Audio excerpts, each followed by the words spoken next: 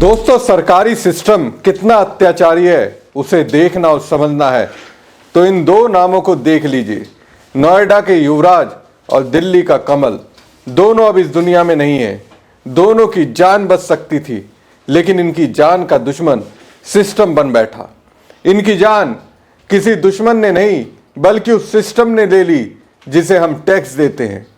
एक की मौत पर 5 दिन में रिपोर्ट का झुनझुना थमाया गया, लेकिन 20 दिन बाद भी न्याय उसे नहीं मिला।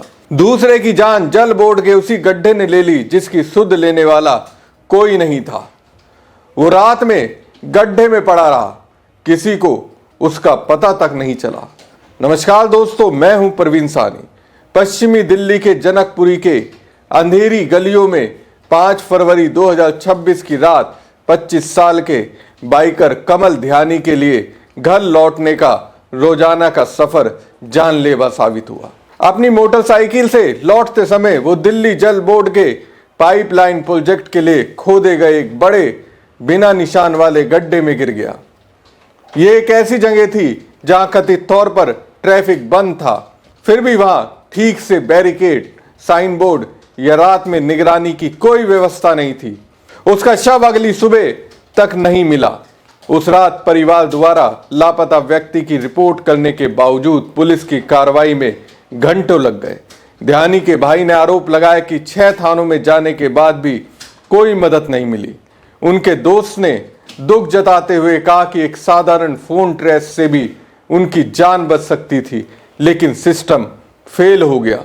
दोस्तों, अब देखिए जनता की नजर में सिस्टम किस तरह से खुद को पाक साफ बताने का प्रयास करने लगता है। एक्शन को दिखाने के लिए एक FIR करते हैं। लापरवाही के लिए 3 जूनियर दिल्ली जल बोर्ड अधिकारियों को सस्पेंड कर देते हैं और सुरक्षा में चूक की जांच के लिए एक उच्च स्तरीय जांच समिति बनाई गई। PWD मंत्री परवेश वर्मा ने जनता के गुस्से के बीच घटनास्थल का दौरा किया और प्रशासन और पुलिस का बचाव करते हुए दावा किया कि बैरिकेडिंग का काम चल रहा था और रात में गश्त भी लगाई गई थी, जिसने कथित तौर पर खोज की, लेकिन कुछ नहीं मिला। उन्होंने नागरिक जवाबदेही पर सवालों से बचते हुए कहा कि गड्ढा नो ट्रैफिक जोन में था और परिवार को मुआवजे की मदद का वादा किया। दिल्ली जल बोर्ड ने भी यही बात दोहराई, एक्स पर पोस्ट करके कहा कि पद की परवाह किए बिना सख्त कार्रवाई की जाएगी। लेकिन दोस्तों, कथनी और करनी में कितना अंतर होता है। मजे की बात देखिए, अब तक सिर्फ जूनियर अधिकारियों पर ही गाज गिरी है। दोस्तों, उत्तराखंड का कमल दिल्ली की लापरवाही में खो गया। दिल्ली के जनकपुरी इलाके में जोगिंदर सिंह मार्ग पर जो हुआ वो सिर्फ एक हादसा नहीं था, ये सिस्टम की बेरुखी का नतीजा था। पौड़ी उत्तराखंड के रहने वाले कमल ध्यानी उम्र 25 वर्ष एक खुले पड़े करीब 20 फुट गहरे गड्ढे में गिर गया और उसकी जान चले गई। यह गड्ढा दिल्ली जल बोर्ड ने पाइपलाइन के काम के लिए खोद रखा था, लेकिन न कोई ढंग की बैरिकेडिंग थी न चेतावनी। कमल हाल ही में BA की पढ़ाई पूरी कर चुका था और एक प्राइवेट बैंक में काम कर रहा था। परिवार की उम्मीद था जिस बाइक से वो गिरा वही बाइक उसने 3 साल पहले अपने जन्मदिन पर खरीदी थी। उसी गड्ढे से 6 फरवरी सुबह कमल का शव और बाइक बरामद हुई। दोस्तों, उसका जुड़वा भाई करण आज आधा सा रह गया है। परिवार दिल्ली में सालों से रह रहा था, लेकिन जड़ें उत्तराखंड में थी। एक हंसता खेलता घर एक रात में उजड़ गया और इसके लिए जिम्मेदार कौन है? सिस्टम। मामले के बाद दिल्ली सरकार ने 3 इंजीनियरों को सस्पेंड कर दिया और उच्च स्तरीय जांच के आदेश दिए। सवाल फिर भी वही है, क्या जान जाने के बाद ही सिस्टम जागता है? क्या ऐसी मौतों की कीमत सिर्फ निलंबन तक सीमित रहेगी? कमल अब लौट कर नहीं आएगा, लेकिन उसकी मौत एक चेतावनी है जिसे हर शहर, हर विभाग को सुनना चाहिए। और देखिए दोस्तों, जिस दिन शाम को देश के प्रधानमंत्री नरेंद्र मोदी विकसित भारत का हसीन सपना विपक्ष की आवाज को दबाकर सदन से देश के लोगों को दिखा रहे थे, उसी दिन उसी रात यह हादसा हुआ।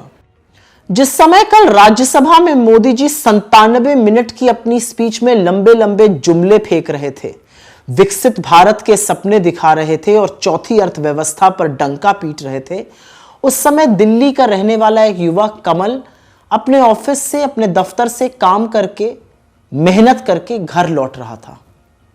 जनकपुरी में दिल्ली जल बोर्ड ने एक बड़ा सा गड्ढा खोदा हुआ था और उस गड्ढे में वो बाइक सहित गिर गया और उसकी दर्दनाक मौत हो गई। परिवार वाले उसको पूरी रात ढूंढते रहे, थाने तक गए, थाने वालों ने बोला सुबह आना, और अंततोगत्वा उनको कमल की लाश मिली। अभी कुछ ही दिनों पहले नोएडा में युवराज मेहता नाम का एक युवक अपनी गाड़ी के साथ पानी से भरे गड्ढे में गिर गया था और तिल तिल करके उसकी मौत हो गई। 2.5 घंटे तक पूरा प्रशासन, पुलिस, एसडीआरएफ, फायर डिपार्टमेंट वहां तमाशबीन बना रहा। यह विकसित भारत की असलियत है, यह डबल इंजनों की असलियत है।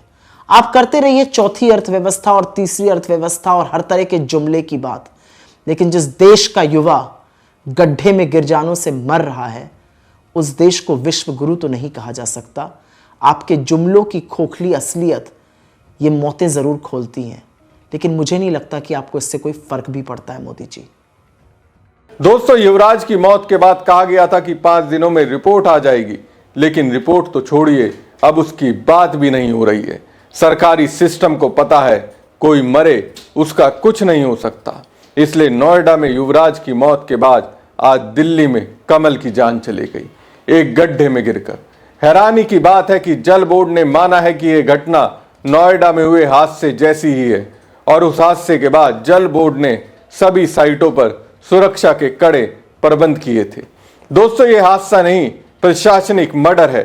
सच तो यह है कि सरकारी फाइलों में हमारी जान की कीमत एक रिफ्लेक्टर से भी कम है।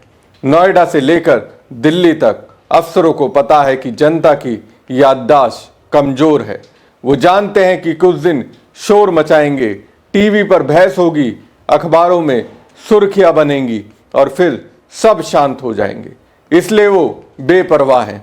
उनके लिए हमारी मौत सिर्फ एक आंकड़ा है और जांच सिर्फ वक्त काटने का जरिया। जवाबदेही का बद्दा मजाक यह है कि शोर मचता है तो बलि का बकरा बनाकर कुछ कर्मचारी सस्पेंड कर दिए जाते हैं या किसी बड़े अफसर का ट्रांसफर। क्या ट्रांसफर कोई सजा है?